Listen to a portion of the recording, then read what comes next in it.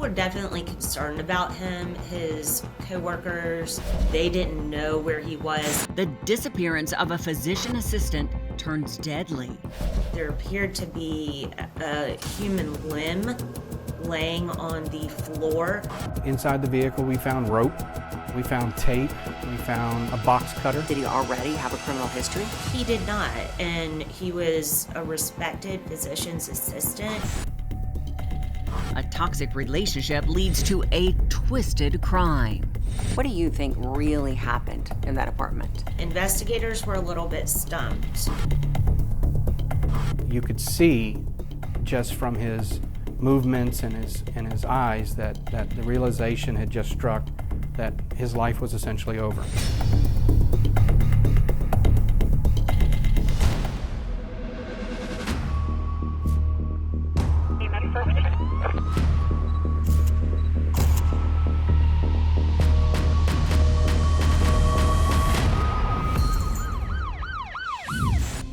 Hi, I'm Nancy O'Dell. Today's Crime Exposé brings us to Hilton Head, South Carolina, a little more than 30 miles northeast of Savannah. The island is best known for its beaches and natural beauty, making it a year-round vacation resort. But that peaceful, fun-loving atmosphere was darkened by a cloud of fear following a disturbing murder in an apartment complex.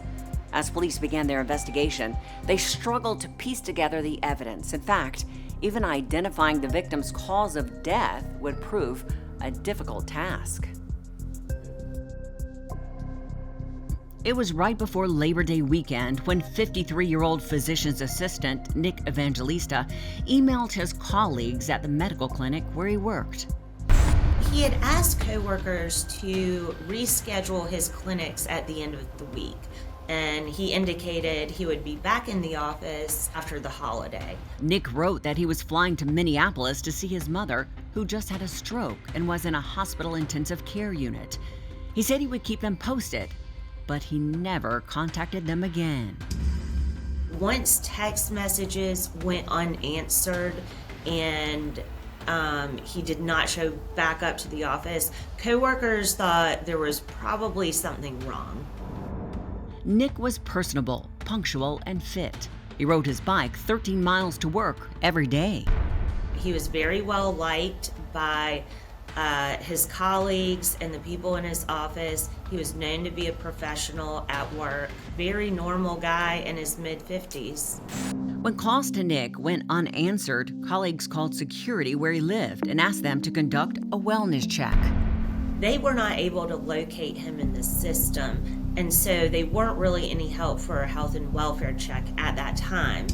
A few days later, movers tried calling Nick at work. Nick had actually scheduled movers to come to the condo.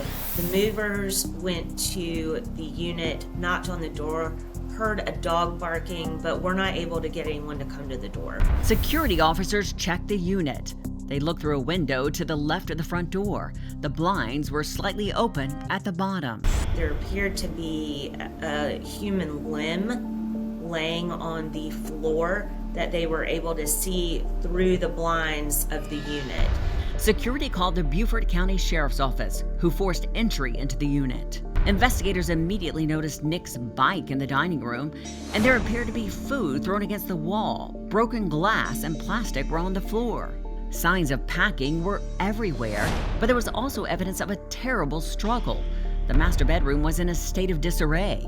And then, as officers made their way to the guest bedroom, they came upon a terrifying sight. A white female was found deceased, naked, face up in a spare bedroom, and she was surrounded by moving supplies and boxes. It appeared she had been there for several days.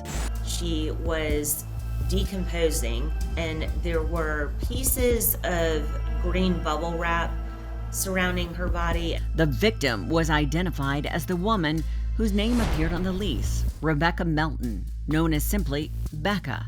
She and Evangelista were roommates, but had also been romantically linked together. She lived at that residence. She had a couple cars that were in her name, and there was a BMW that was hers, and also a Jeep Wrangler that should have been parked out front but was not present. Melton's cell phone also appeared to be missing, but little else of value was gone. Did not seem to be anything of value that had been taken. And again, there was no forced entry. There was a bloody bandage that was found, and some items of value such as a laptop computer. Rebecca's purse was still there, as was her identification, but it was difficult to determine what exactly had caused her death. Investigators were a little bit stumped. When law enforcement found Rebecca, she didn't have any real outward signs of injury, so it is possible that, she could have died from natural circumstances.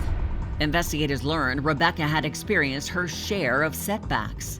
She had recently lost her mother, and that had really taken a toll on her. She had been very depressed, and so even suicide could have been a possibility as far as investigators were concerned. A sexual assault was certainly something that was out there, particularly when you find a female naked and deceased. The evidence seemed to indicate she had been involved in a struggle, and many household items were collected for DNA testing. They had a hunch that perhaps the bubble wrap laying next to her had been used because it had kind of been stretched out. So they did collect that for DNA testing. The one person who could help investigators determine what had happened to Melton was nowhere to be found. So were investigators concerned about Nick Evangelista's well-being? People were definitely concerned about him. His coworkers, they didn't know where he was. This was not in his character to disappear or not show up for work. So it was quite surprising to everyone that knew him. We didn't know where he was. We knew the Jeep was missing. We had officers patrolling that area, and then they located the vehicle.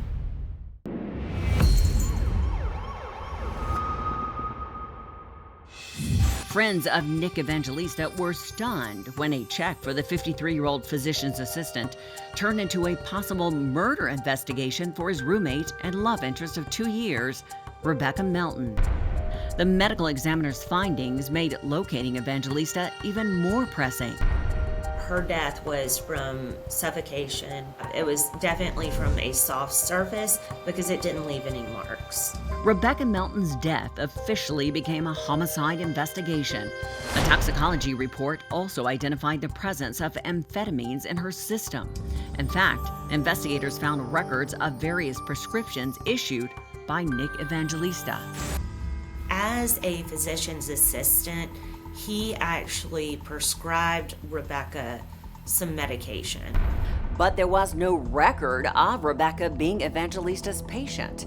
Even more alarming was the fact that he kept no record of the narcotics he was giving her, a felony crime in South Carolina. An all-points bulletin was issued for Nick Evangelista. He was listed as a person of interest in the death of Rebecca Melton. Did he already have a criminal history? He did not, and he was a respected physician's assistant. None of his colleagues ever saw this coming. While investigators waited for any news about Evangelista, they spoke to friends who knew the couple. They had a history of breaking up and getting back together. They certainly did. And I believe at this time, they were more on the outs. The more investigators learned about Melton, the more apparent it became she had been living in pain, both physical and emotional. Both she and Nick were a little bit isolated from their families. But Becca was not in a very great emotional state during this time. She worked for an airline company, and then she had a slip-fall injury. So her career was taken from her, and she was in constant pain. For 5 weeks, the investigation was at a standstill until Melton's Jeep was spotted 500 miles away in Pensacola, Florida.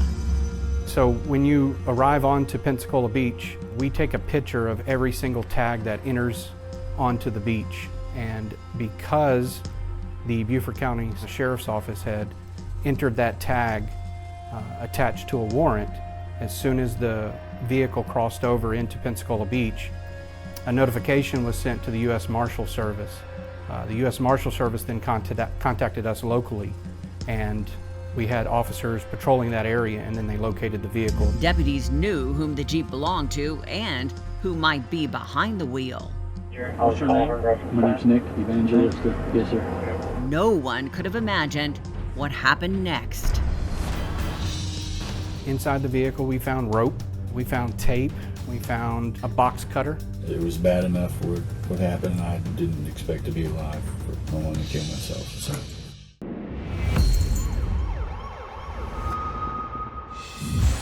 Nick Evangelista had been missing for 5 weeks when investigators in Pensacola, Florida, traced Rebecca Melton's missing Jeep. Local law enforcement were able to locate the Jeep and do a traffic stop.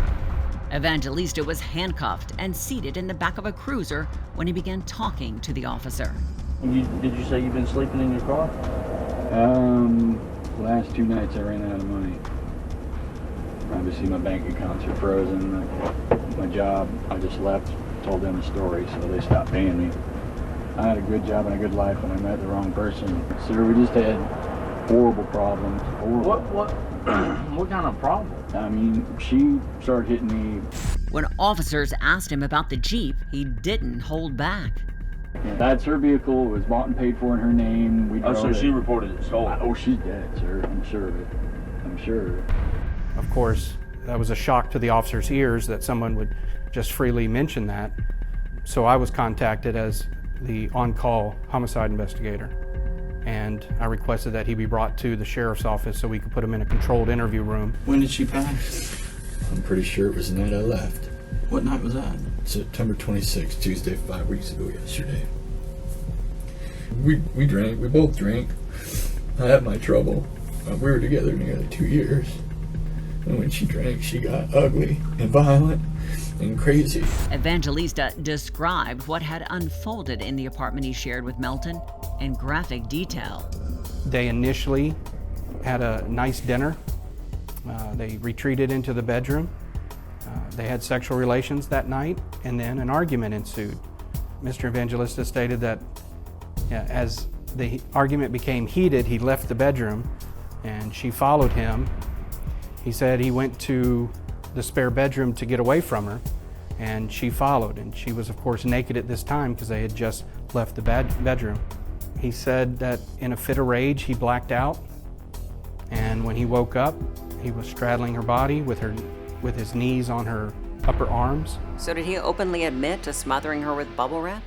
He was trying to explain that he was a victim of being battered, being verbally and physically abused by his live-in partner, Rebecca, and that it got to such a point to where he finally just snapped. I was holding her down, and I blacked out when, I know at one point I think I was holding bubble wrap over her mouth, and I blacked out. And when I came to, I don't think she was breathing.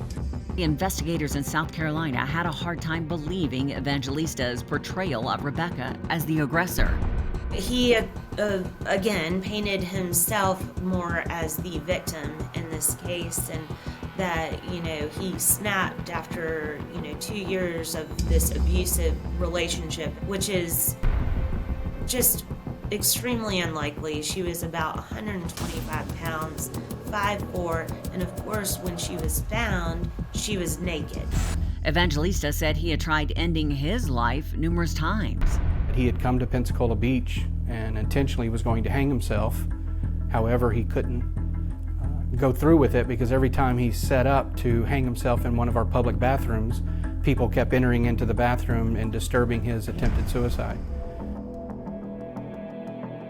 That didn't make much sense considering, he had packed this bag to include a bathing suit for his trip to Pensacola. Evangelista had shut down his own phone, but a prepaid one he had purchased after the murder contained incriminating evidence. His cell phone revealed that just days after he murdered Becca, he was searching for prostitutes and drugs. Did he seem remorseful to you? He leaves his dead girlfriend rotting in their condo and goes down to Pensacola seeking the company of escorts, texting them telling him that they'll find him at the, hotel bar. He'll be the best looking one around. He was not remorseful at all. He was not thinking of Becca or her family. Through extensive research, Swanson learned just how toxic Melton's living arrangements had become. As a physician's assistant, he actually prescribed Rebecca some medication. So that's also a way that we thought maybe he was keeping her under his thumb. Police say while their relationship was clearly toxic, only one of them chose murder. Evangelista's trial opened 3 years after Rebecca's homicide. Assistant Solicitor Hunter Swanson had never tried a murder case in which bubble wrap was used to murder the victim. The cross-examination of Nick was one of the more entertaining cross-examinations I've been able to do, because there were so many holes that you could poke in his story by his actions and through the information that we learned from his journal, from his ex-wife even. But she had once accused him of domestic violence as well. His defense really fell flat at the end of the day. Evangelista's defense team portrayed him as a victim of abuse. The way he projected himself in court was of that of a battered spouse syndrome, that he was a battered husband or a battered boyfriend, and that she was the instigator, she was the agitator, and she was the person that hurt him. What do you think really happened in that apartment? I think he is a sociopath and a narcissist. I think that Becca was just someone that he couldn't shake. So it was like someone he couldn't live with and someone he couldn't live without.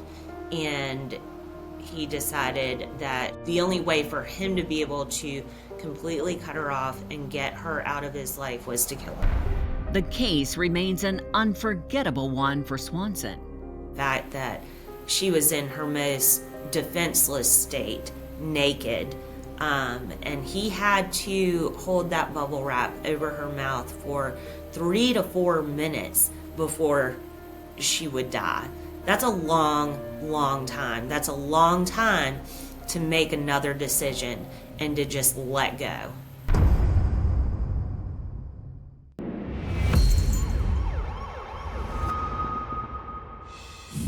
After a 3-day trial, Nick Evangelista was found guilty of murdering Rebecca Melton and sentenced to 45 years in prison. He appealed his case 3 years later, but it was denied. And now it's time for today's Safety Spotlight. A troubling reality is that many homicides are committed by individuals known to the victim. Tragically, this was the case in the murder of Rebecca Melton, who was killed by her on-again, off-again boyfriend, Nick Evangelista. Recognizing the warning signs of an abusive relationship is crucial for your safety. Paying attention to the following warning signs will help keep you safe. A partner who abuses drugs or alcohol, breaks things during disagreements, displays excessive jealousy and possessiveness, or attempts to isolate you from family or friends are oftentimes precursors to violence and should not be ignored.